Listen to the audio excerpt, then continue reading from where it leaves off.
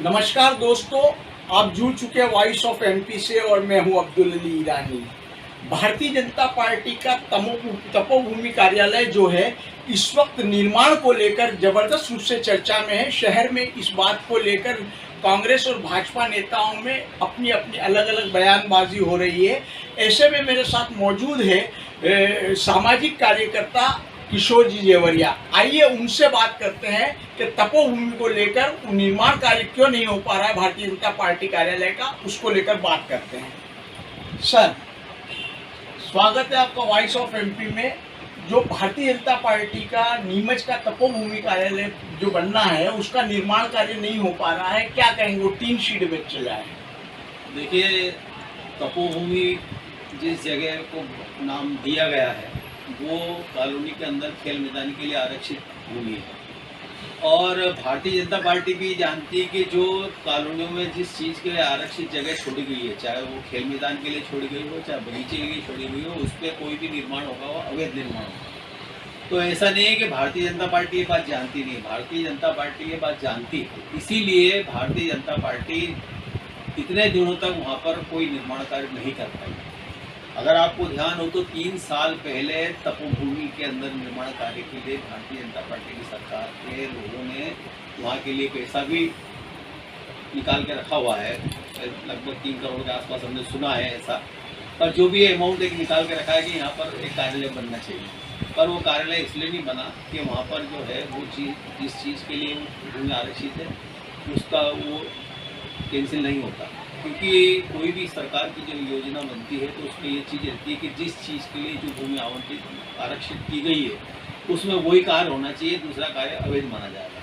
तो अगर भारतीय जनता पार्टी तपोभूमि जिस चीज़ को नाम दे रही है, वो विकास नगर के अंदर वो पार्क के लिए ज़मीन छोड़ी गई है, खेल मैदान के लिए ज़मीन छोड़ी गई, अगर वहाँ अगर वो पार्क ये तपोभूमि के नाम से बीजेपी अपना कार्यालय बनाती है तो निश्चित रूप से पूरी तरह से वो अवैध काम होगा।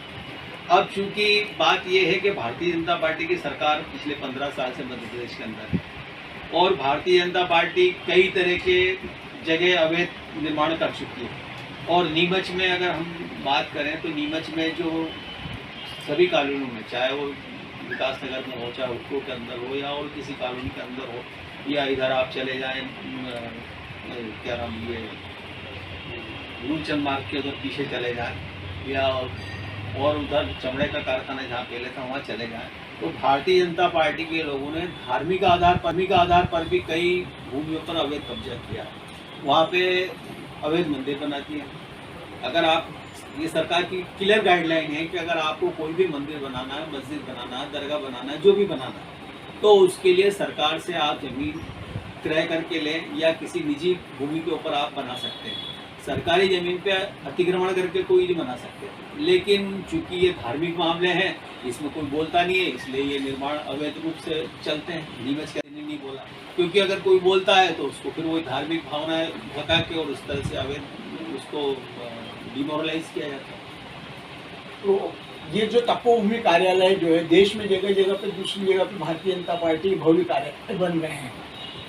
ऐसे में जगतपति आयोग भी बना था। जगतपति आयोग बना था माननीय दिग्विजय सिंह जी जब मुख्यमंत्री थे उस समय भी भारतीय जनता पार्टी के लोगों ने नीमच के अंदर कई जगहों पर अवैध अतिक्रमण करा, मतलब नियम से हटके जमीन थी। और वो यहाँ जानते हैं कि कई आप विकास नगर के अंदर जैसी जमीन दी है वहाँ पे हुआ ये जगतपति आयोग के अंदर इसकी भी ये तपोभूमि वाला मामला भी आया था कि ये भी अवैध तरीके से। तो जगतपति आयोग ने इन सबके लिए जो रिपोर्ट दी वो भारतीय जनता पार्टी की सरकार आते ही उस रिपोर्ट को दफन कर दिया गया, दबा दिया गया। और कांग्रेस ने भी इस मामले को पूरी तरह से उठाया नहीं, क्योंकि कांग्रेस पता नहीं क्यों इतनी कमजोरी, क्योंकि मामला दिग्विजय सिंह जी के समय था तो कांग्रेस को इस मामले को उठाना चाहिए था। भारतीय जनता पार्टी अगर वहाँ पे अवैध रूप से कार्यालय बना रही तो उसको कांग्रेस को उठाना चाहिए था, पर कांग्रेस ने भी इस मामले को नहीं उठाया। तो ये मानता हूँ कि कांग्रेस भी इस मुद्दे को उठाने में कमजोर रही है। और उसकी कारण क्या है, क्योंकि हो सकता है कि कांग्रेस के नेताओं के नीचे भी रेले हों और उस कारण से कांग्रेस इन मुद्दों को नहीं उठाती। कांग्रेस की कमलनाथ सरकार के समय में इसकी अनुमति को निरस्त कर दिया गया था। तो अवैध है, इसमें अनुमति हो ही नहीं सकती। अगर अनुमति किसी ने दे भी दी और अगर इसके खिलाफ कोई हाई कोर्ट के अंदर पिटीशन दायर करता है तो वो अनुमति भी निरस्त होनी है, क्योंकि ये पूरी तरह से अवैध काम है। क्योंकि क्लियर कट गाइडलाइन है कि जिस चीज़ के लिए जो जगह आरक्षित की गई है वहाँ उसी के काम में उपयोग में लाई जा सकती है। और ये जो जमीन है तपोभूमि की, ये खेल मैदान के लिए आरक्षित है और इसके अंदर किसी भी तरह की, चाहे वो कांग्रेस का कार्यालय हो, चाहे बीजेपी का कार्यालय हो या और कोई काम, वो हो ही नहीं सकता। पूरी तरह से वो अवैध माना जाएगा। अगर सरकार ने उसकी परमिशन भी दे दी, अगर कोर्ट में अगर कोई गया तो वो बिल्कुल निरस्त होना। तो आपने सुना जो किशोर जी जवेरिया है, उनका कहना है कि जगतपति आयोग की एक रिपोर्ट थी, उसके मद्देनजर भी ये जमीन जो है ये खेल मैदान के लिए है और इस पर किसी भी प्रकार का निर्माण कार्य नहीं हो सकता। वॉइस ऑफ एमपी के लिए कैमरामैन अंकित यादव के साथ अब्दुल अली ईरानी।